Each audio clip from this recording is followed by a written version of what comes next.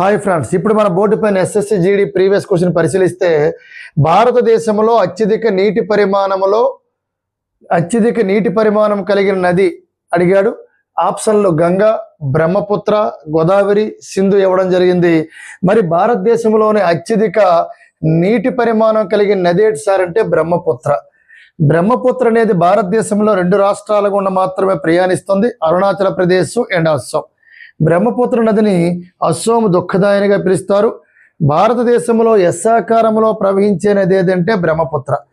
భారతదేశంలో మగ వ్యక్తి పేరుతో పిలుస్తున్న ఏకైక నది ఏదంటే బ్రహ్మపుత్రను మనం గమనించాలి.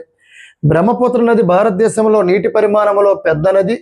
మరి అదేవిధంగా తీసుకుంటే భారతదేశంలో వరదల పేరుగాంచిన నది, భారతదేశం యొక్క ఎరుపు నదిగా పిలుస్తారు బ్రహ్మపుత్ర. ఇది బ్రహ్మపుత్ర నది ఎప్పుడైతే బంగ్లాదేశ్లోకి ఎంట్రీ ఇస్తుందో బంగ్లాదేశ్లో బ్రహ్మపుత్ర నదిని ఏ పేరుతో పిలుస్తారు సార్ అంటే జమున అంటారు, గుర్తుపెట్టుకో. తర్వాత గంగా నది, ఇది భారతదేశంలో పొడవైన నది, ఇది భారతదేశం యొక్క జాతీయ నది, ఇది భారతదేశం యొక్క పవిత్రపు నది, ఇది భారతదేశం యొక్క కాలుష్యపూరిత నది. గంగా నది అథారిటీ చైర్మన్ ఎవరంటే ప్రధానమంత్రి. ఇది గంగా నది భారతదేశంలో 5 రాష్ట్రాల గుండా ప్రయాణిస్తుంది. ఉత్తరాఖండ్లో పుడుతుంది, తర్వాత ఉత్తరప్రదేశ్, తర్వాత బీహారు, తర్వాత జార్ఖండ్ బోర్డర్, తర్వాత వెస్ట్ బెంగాల్.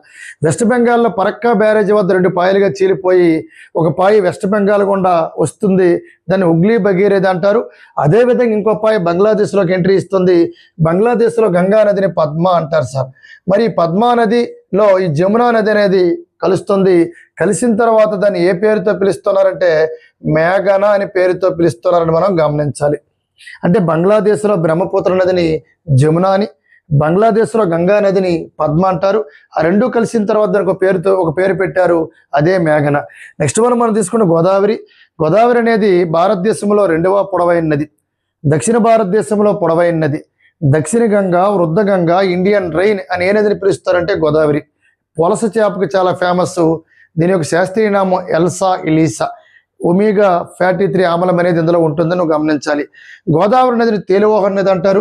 గోదావరి నదిని ప్రధానంగా చుట్టుపక్కల ప్రాంతాల్లో గోదావరి దగ్గర బొగ్గు గనులు కూడా ఎక్కువ దొరుకుతాయి. గోదావరి నదిని పోయిటిక్ రివర్ అంటారు, కౌలు నది అంటారని గుర్తుపెట్టుకోవాలి. మరి అదేవిధంగా సింధు నది. ఈ సింధు నది ప్రధానంగా భారతదేశంలోని ఈ సింధు నదికి ప్రధాన ఉపనదులు 5 ఉన్నాయి.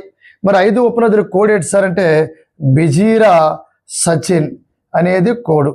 అంటే బియాసు, జీలాము, రావి, సట్లేజు, చీనాబు, ఇది కోడ్ అని మనం గమనించాలి సార్.